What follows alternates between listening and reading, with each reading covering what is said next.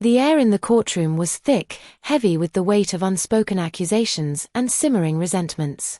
It felt like a stage, and we, the unwilling actors, were forced to play out our private tragedy under the harsh glare of public scrutiny. Across the aisle, she sat, a picture of composed indifference. Her posture was perfect, her dark hair pulled back in a sleek, severe bun that accentuated the sharp angles of her face. But it was her eyes that held my gaze, those cold, calculating eyes that had once been my solid, now filled with a smug certainty that infuriated me. We'd been married for 12 years, a lifetime, or so I thought. Ashley and I were, at least on the surface, the perfect couple.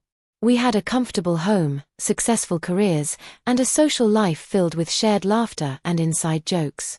We had built a life together, brick by careful brick, or so I thought. But like a house built on a foundation of lies, our life began to crumble. It started subtly, a change in her schedule, a detachment in her touch. I dismissed them, chalking them up to stress or a change in routine. Naive. I was so naive. Then came the whispered phone calls, the hushed conversations in the other room, and the late nights at the office that had nothing to do with work.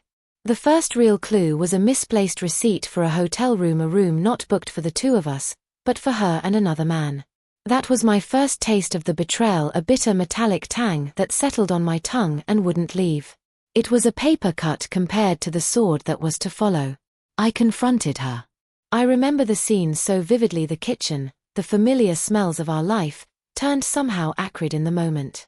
Her eyes, when I presented her with the evidence, flicked not with shame but with something closer to annoyance. She didn't deny it, not at first. Instead, she tried to justify it, a twisted logic that made her the victim, me the cause of her infidelity. She even said she deserved it. The words hit me like a punch to the gut. I wanted to scream, to rage, to throw every piece of our life back in her face, but I didn't. I just stood there, absorbing it all, letting the silence speak volumes. I decided then and there that I would not give her the satisfaction of a dramatic outburst. I would play it cool. I would play it smart. This was not just about a broken marriage, it was about holding her accountable, about making sure she understood the magnitude of her deception. And I knew how to do it. I started keeping records, dates, times, details, every piece of evidence I could find, meticulously documented and organized. I started building a case, a wall of proof that would dismantle her facade of innocence.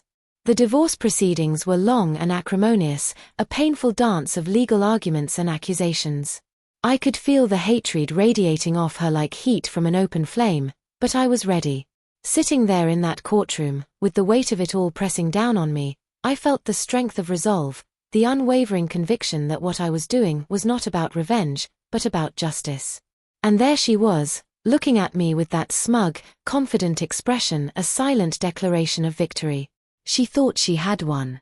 She believed her lies, her calculated manipulation, would protect her. She thought she was untouchable. The judge, a woman with a calm and observant demeanor, called for the evidence to be presented. My lawyer, a sharp, seasoned professional, methodically began laying out the case. He presented the hotel receipts, the credit card statements, the photographs, all the evidence I had painstakingly collected. Ashley's face remained composed, her smirk unwavering.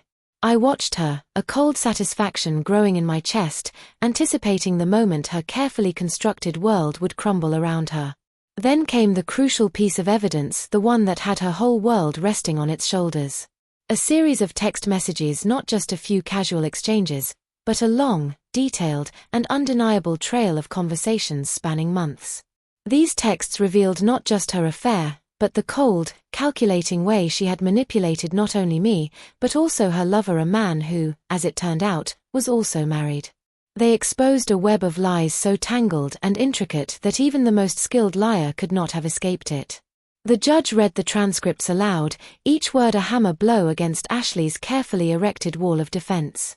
With every sentence, her smirk faltered, her composure cracked, her eyes wide with panic, darting around the room. The smugness faded, replaced by a look of sheer, unadulterated terror. Then there it was, the moment I had been waiting for, a text message to her lover in which she explicitly stated she was planning to financially bleed me dry in the divorce, using the affair as leverage. She called me a fool. This was her undoing, the confirmation of her cold-hearted motives, her utter lack of remorse or moral compass. It was a statement that stripped bare her character, revealing the true depths of her deception.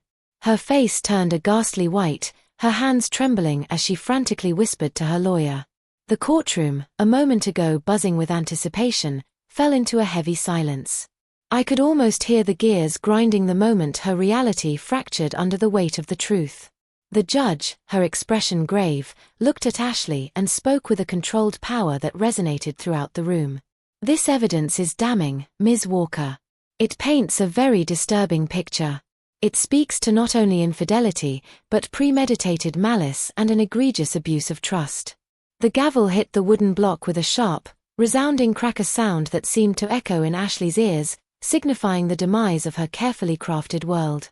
I felt a rush of something close to satisfaction, but it was tinged with a deep sadness. This was not a victory, not really. It was a closure, a final chapter in a painful saga. The divorce settlement heavily favored me, the financial burden of her deception resting squarely on her shoulders. The judgment was a validation of the truth, a clear declaration that her lies would not go unpunished. The world had crashed around her, not in a dramatic explosion, but in a slow, agonizing collapse. Her lawyer, a man who had initially been brimming with confidence, now looked utterly defeated. Ashley, pale and shaken, didn't look at me, her eyes fixed on the table, trying to comprehend how utterly wrong she had been.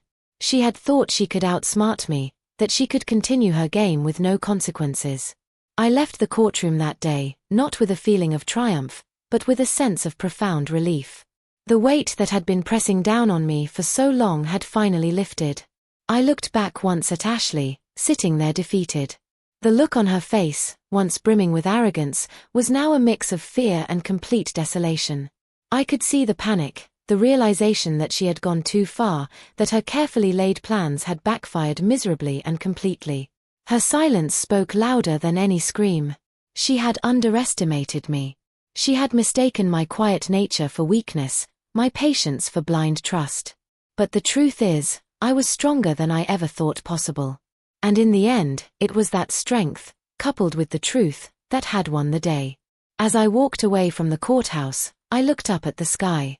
It was a clear day, and I knew I could move on, leaving the wreckage of our broken marriage behind me. It wasn't a happy ending, but it was an ending, and that was all that mattered.